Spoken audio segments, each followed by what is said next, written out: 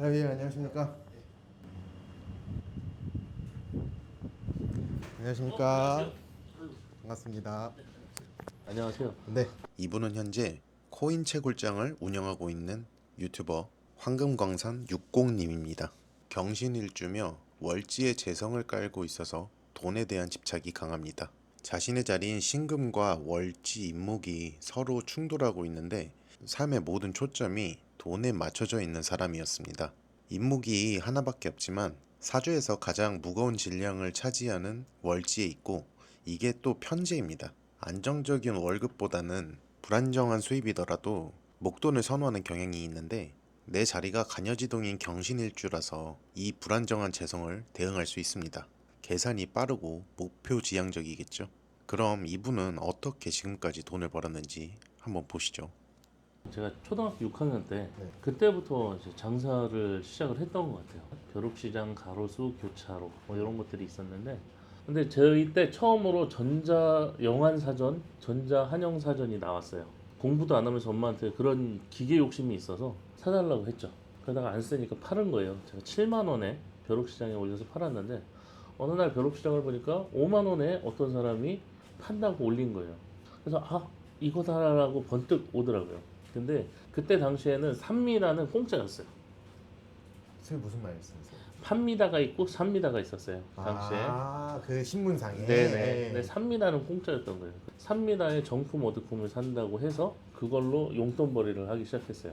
그래서 보통 하는 데에 2, 3만 원씩을 벌었으니까 초등학생 치고서는 돈을 많이 벌었죠.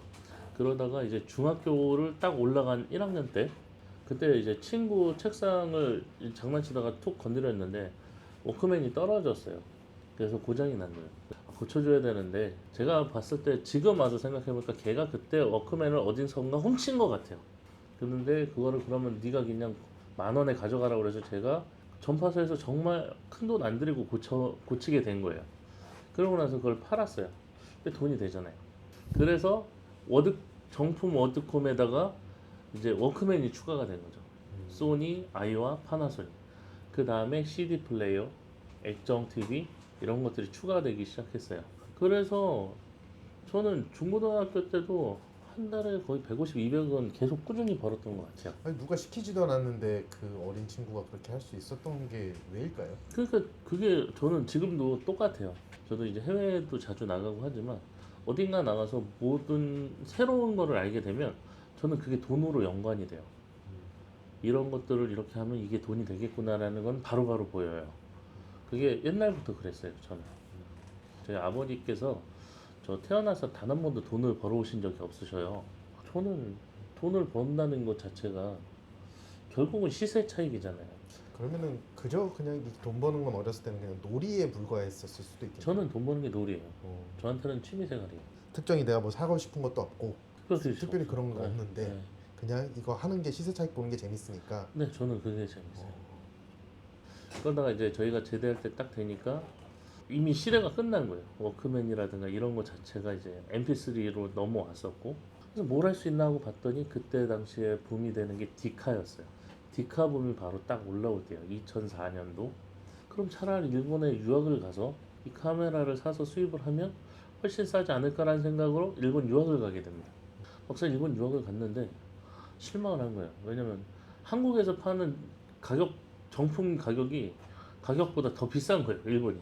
결론적으로는 이게 돈이 안 되는구나 하고 실망을 하고 있었던 찰나에 우연찮게 어떤 분을 통해서 중고 카메라 샵을 알게 됐어요. 일본에 있는 네. 중국 컴퓨터. 신세계인 거예요. 음. 왜냐면 우리나라에서 110만 원 하는 게 거기서는 한 60만 원, 70만 원 하니까 한 대만 사서 보내도 하루에 50만 원 돈이 남는 거예요. 왜냐면 뭐 세금 다 내더라도 50만 원씩 남는 거예요. 너무 재밌는 거예요. 가가지고 거의 A, B, C급이 있으면 C급하고 A급하고의 차이가 그렇게 크지가 않아요. 일본 사람들은 그런 거에 되게 민감해서 그런데 우리나라 사람들은 이건 기스라고 생각 안 하는 부분도 그 정도인 거예요. 그래서 그걸로 해서 처음으로 1,000만 원대의 벽을 한번 깼어요. 항상 생각을 했던 게 이 계단 하나만 넘어가면 내가 1,000만 원대라는 돈을 벌 수 있을 것 같은데라는 생각을 항상 했었거든요. 하다가 이제 3개월 하다가 그걸 못하게 됐어요. 남대문에서 싹 쓸어간 거예요, 한 번에. 저는 하루에 한 대, 두 대 사가지고 보내고 있었으면 가장 가성비 좋은 걸 걔네가 와서 한 번에 다 싹 쓸어간 거예요. 그래서 그다음부터 일본어 공부를 하고 다시 한국에 들어왔어요. 제가 워낙 초밥을 좋아해요. 이거를 해야겠다고 거기서 바로 정한 거죠.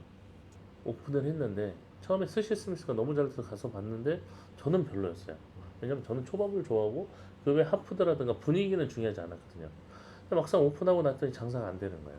이게 아직도 기억이 나는 게 어떤 초밥을 좋아하는 사람이 너무 맛있게 잘 먹었다고 그러고 하고 어떤 여자한테 식사 맛있게 하셨어요? 그랬더니 아니 못하겠어요. 그러고 나가시는 게 아직도 기억이 나요. 벌써 10몇 년이 지났는데도 말이에요.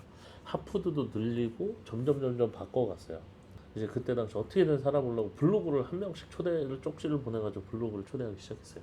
그해 말 정도 되니까 저희가 안양에서 1등이 됐어요. 그러면서 저희가 그때 당시 이제 구로 디지털 단지에 지벨리몰이라고 있어요.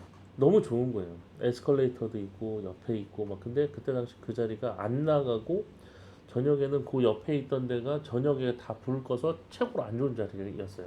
근데 아직도 기억이 나는 게 첫날 270, 두 번째 날 470, 세 번째 날이 620, 목요일 날이 750인가 하고 마지막 금요일이 870을 했는데 보통 870은 안양에서도 주말 진짜 잘 나올 때 금액이거든요. 그 토요일 일요일이 안 나올 줄 알았는데 토요일 일요일 날도 1,000만 원대가 나오는 거예요. 그러면서 난리가 나가지고 아침 점심 시간하고 저녁 시간이 항상 풀 웨이팅이 2년 동안 연속으로 됐어요. 그러면서 이제 뭐 말도 안 되게 이제 터진 거예요.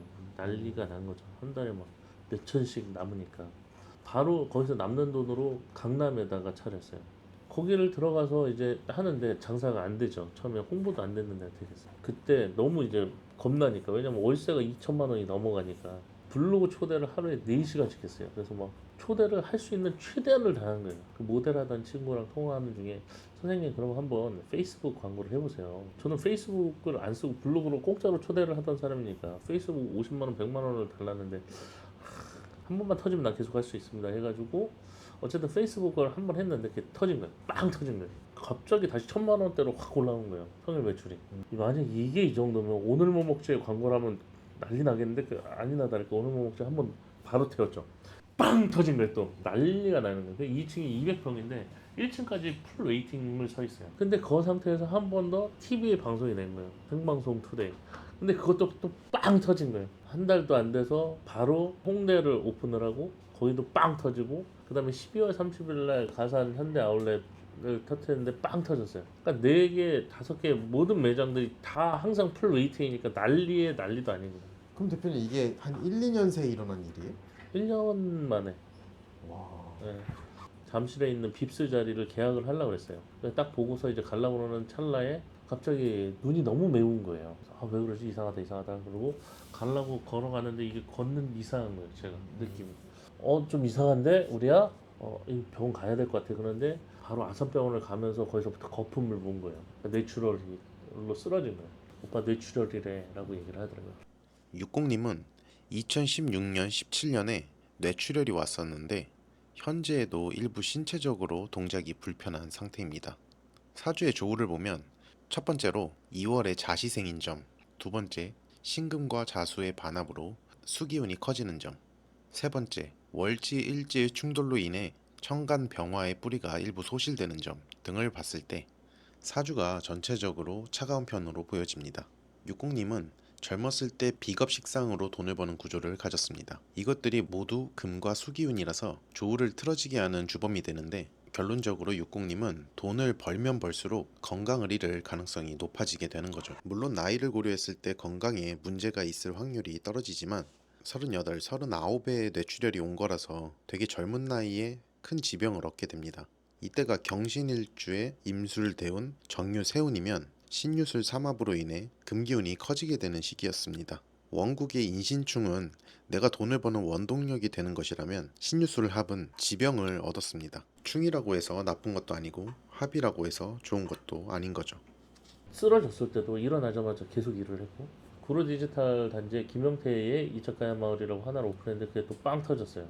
막 다 하는 것마다 손대는 것마다 터지다 보니까 너무 이제 자신감이 붙은 거죠. 그러면서 이제 5개 이상은 관리가 안 되니까 하지 말아야 되는데 계속 늘리는 거예요. 식으로. 그래서 뭐 김영태의 뷔페 마을, 대구백화점 그리고 현대백화점에 있었던 다양역의 아름다운 백화점이라고 있거든요. 그 다음에 바로 문재인 정권 들어오면서 어떤 일을 했냐면 일본 불매를 터뜨렸어요. 노래편에. 근데 저희 인테리어는 완전히 일본을 그대로 갖다 놨고 일본 사람들이 와서 놀랄 정도의 인테리어예요. 처음에 코로나 세게 터진 데가 어딘지 아세요? 뷔페에서 터졌어요. 아, 뷔페에서 몇십 명 터졌다 그러면서 뷔페 문을 닫게 했어요. 근데 문을 닫으면 저희는 한 달에 1억씩 마이너스 나요. 제가 5개로 운영을 하고 있었어요. 그러면서 순식간에 막 1년 만에 한 100억 정도가 날아가더라고요. 그러니까 정신을 못 차리겠더라고요. 그래서 정말 아 이러니까 자살을 하겠구나라는 생각을 하는데 그때 막내가 뱃속에 있었어요. 그래서 뭘 할까 하다가 보니까 그래픽 카드가 2021년 12월에서 2022년 1월 그 사이였었어요. 그래서 이제 그때 이더리움 채굴이 될 때인데 엄청나게 이제 그래픽 카드가 나오면 한 10만 원 차이가 나는 게 있으니까 그걸 하나 산 다음에 저는 동네에서 그냥 당근에 올려서 팔고 그래서 시작을 했는데 어느 날 갑자기 안 팔리는 거예요. 그래서 왜 그러지 하고 봤더니 이더리움 가격이 폭락을 한 거예요. 아 그래? 그럼 내가 한번 채굴을 해볼까? 했더니 답이 나오는 거예요. 1억 정도를 투자했을 때 600만 원 정도가 나오더라고요. 근데 강남에다가 이렇게 조그맣게 해도 7, 800을 가져갈 수 있으니까 이거다 했어요. 어떤 그 유튜버인데 계산상으로 몇 억을 벌는 거예요. 채굴기 조립해서 남기는 수익이. 그럼 나도 유튜브를 한번 해보자라고 해서 한 거죠. 이제 카스파 채굴기라는 게 나온 거죠. 근데 말도 안 되는 성능의 채굴기가 나온 거예요. 월 100%의 수익을 내는 건데 결론적으로는 그게 월 1000%였어요. 왜냐면 10배가 뛰었거든요. 그걸 하면서 이제 제가 갑자기 유명해졌죠. 그래서 이제 저는 제 거 채굴하는 거 위주로 좀 채굴을 좀 많이 하는 편이에요. 채굴이 좀 위험하기도 한데 설명을 드려도 듣는 분들은 자기가 듣고 싶은 것만 듣잖아요. 그러니까 제가 더 중요하게 생각하고 말씀드리는 거는 안 듣고 자기가 듣고 싶은 거 듣고 나서 나중에 왜 이러냐라고 하는 경우도 있고 하다 보니까 그런 게 좀 힘들었죠. 어쨌든 굉장히 좋은 파트너를 만났어요. 제가 정보도 제일 빠르고 우리나라에선 제일 빠른 편이에요. 뭐 코인을 산 것도 조금 돈이 되고 있고 그런 게 있죠. 현재는 운영하고 계신 건 다 정리가 되신 거예요? 와이프가 저 베이커리 카페 하나 하고 있고요. 나머지 일식집들은 다 도우시고. 일식집은 지금은 안 하고 있어요. 네. 뭐 넘긴 것도 있고 체인점으로 하고 계신 분들이 아직 남아 있죠. 최근에 그런 기조가 바뀌신 것 같아요? 아니면은 뭐 생각에 전환점이 있다든지.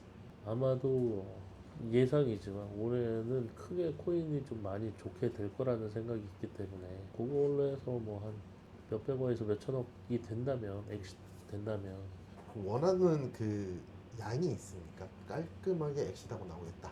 한 천억 정도. 정해놓은 미니멈 기준이. 네, 한 500억에서 천억 정도면 될 것 같아요. 육공님은 돈 버는 데는 천재적인 감각이 있는 사주처럼 보였습니다. 연주의 간여지동으로 인성이 받쳐주고 있고 자칫 크기가 작을 뻔한 재성이 하필 월지에 놓여 있어서 사이즈가 작지 않았고요.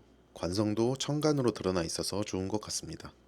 올해 갑진년인데 천간으로 편재를 달고 지지로는 신자진 수국이 완성되는 시기입니다. 생재하는 구간으로 들어가는데 특히 연말이면 수기운이 무척 강해집니다. 과연 육공님은 연말에 큰 이익을 창출해낼 수 있을지 계속 팔로우를 해서 결과를 영상으로 남겨보도록 하겠습니다.